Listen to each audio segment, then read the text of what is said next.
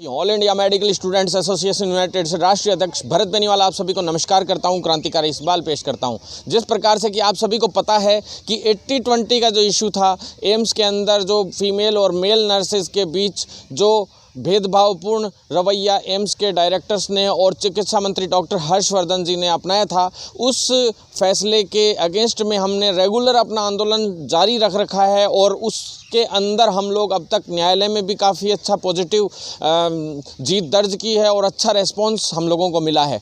आप लोगों को पता है कि न्यायालय में 30% सीटें रिजर्व कर दी गई हैं। 70% सीटों पे एक बार वैकेंसीज़ के अंदर लिस्ट जो है निकाली जाएगी। अब आते हैं नेक्स्ट मुद्दे पे। सबसे मेन चीज़ मुद्दा यही है, लेकिन नेक्स्ट चीज़ पे जिसके अंदर हम लोगों को इस मामले में, आज हम दिल्ली हैं, अभी आप लोगों को दिख रहा होगा दिल्ली हैं। दिल्ली सिर्फ आज हम लोगों को आज सुबह अपॉइंटमेंट मिला था। आज संडे का दिन था और संडे के दिन हम लोगों को सुबह 9 बजे का अपॉइंटमेंट टाइमिंग दी गई थी डॉक्टर हर्षवर्धन जी के यहाँ पे। और धन्यवाद देता हूँ मैं JP नड्डा जी को, जो राष्ट्रीय अध्यक्ष हैं BJP के, उनके PA साहब को, जिन्होंने हमें ये अपॉइंटमेंट दिलवाया और काफ़ी स्ट्रगल से हम लोगों को ये अपॉइंटमेंट मिला।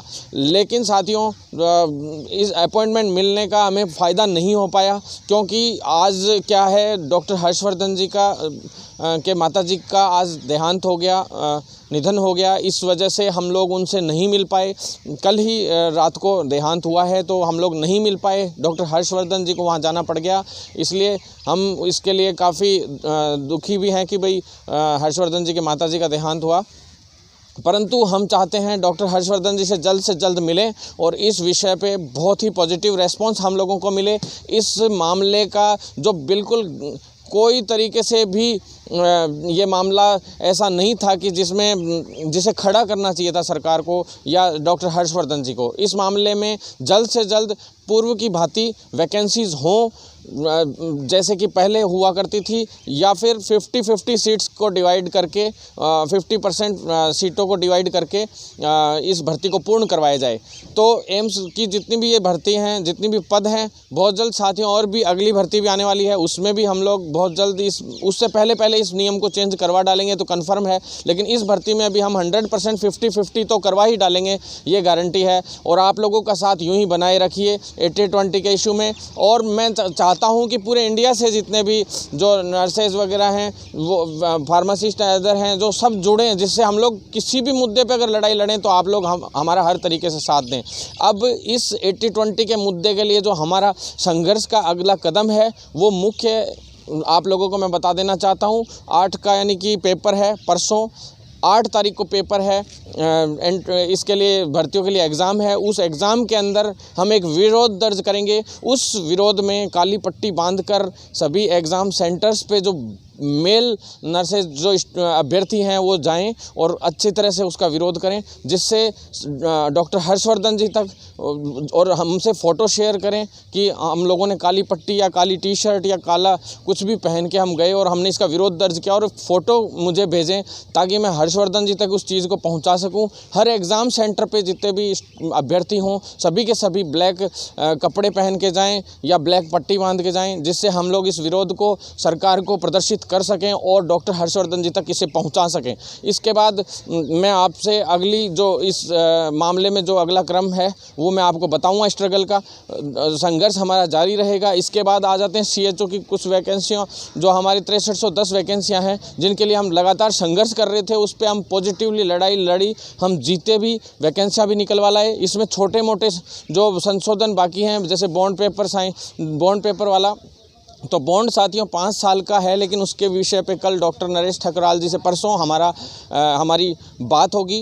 मंगलवार को मीटिंग होगी। उस मीटिंग में जल्द ही इस पे पॉजिटिव निर्णय लिया जाएगा साथियों। इसके बाद कई लोग डरे हुए हैं कि इस पे कोई भर्ती में स्टे ले आएगा या कुछ और। तो साथियों, जो लास्ट के 7 दिन थे, यानी 7 से 8 दिन थे, जिसमें मुझे वक्त लगा था, इस भर्ती को हल्का सा जल्दी करवाना चाहते थे, लेकिन थोड़ा सा हमें 7-8 दिन का वक्त लगा था। वो इसी में लगा था कि मैंने इस भर्ती का पहले इंतज़ाम कर दिया साथियों। इस भर्ती पे हमने कैविएट ले ली है कोर्ट में। कैविएट का मतलब ये है कि इस भर्ती पे स्टे नहीं आ सकता है। इसका हर इंतज़ाम हमने पुख्ता किया है, आप लोगों को चिंतित होने की आवश्यकता नहीं है। कोई भी आके इस भर्ती को डिस्टर्ब नहीं कर सकता है न्यायालय के तौर पे।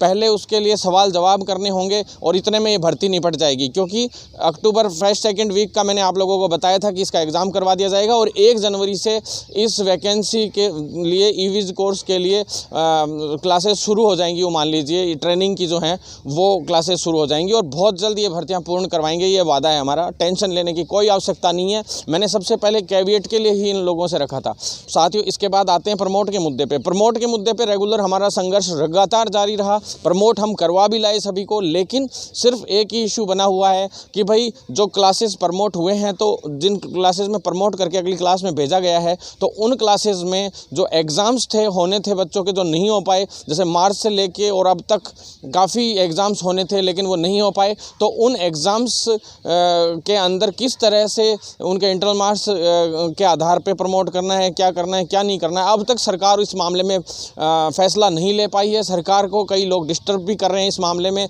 हमें भी काफ़ी डिस्टर्ब कर रहे हैं कई कॉलेजेस से, और आप लोगों को बताया था मैंने कि काफ़ी लोग परेशान करने का प्रयास कर रहे हैं, लेकिन इसमें बहुत जल्द पॉजिटिव फैसला आएगा ऐसा हम मानते हैं। बुधवार को हमारा जो मुख्यमंत्री जी हैं अशोक गहलोत जी, उनके ओएसडी हैं देवाराम सैनी जी, उनसे मीटिंग है, हमें बुधवार को अपॉइंटमेंट मिला है और बहुत जल्द इसमें डिसीजन आ जाएगा इसी सप्ताह। अगर इसी सप्ताह डिसीजन नहीं आता है तो हमारी पूरी तैयारी है आंदोलन की, बहुत बड़े आंदोलन की। इंटरनली हमने सभी लोगों के नंबर हमारे पास आ गए हैं, हर कॉलेजेस से स्टूडेंट्स के नंबर आ रहे हैं। सभी आप जुड़िए जिससे जल्द से जल्द हम इस मामले में पॉजिटिव तरीके से काम कर सकें। और यूजीसी का जो मामला है, यूजीसी के अंडर में जितने भी कॉलेजेस थे प्रमोट के लिए, जैसे पूरे इंडिया के जितने भी काउंसिल्स और सारी चीज़ें थी, तो यूजीसी में हम कल जा रहे हैं इस मामले में, प्रमोट के मामले में, कि भी अब तक प्रमोट नहीं कर पाए हैं कई, जैसे नर्सिंग कॉलेजेस हैं, कई ऐसे जो फार्मेसी कॉलेजेस हैं, अदर कॉलेजेस हैं, पैरामेडिकल कॉलेजेस हैं, तो वहाँ से अब तक बच्चे प्रमोट नहीं हो पाए। तो उस मामले में हम कल यूजीसी जा रहे हैं और यूजीसी में बहुत जल्द इसके लिए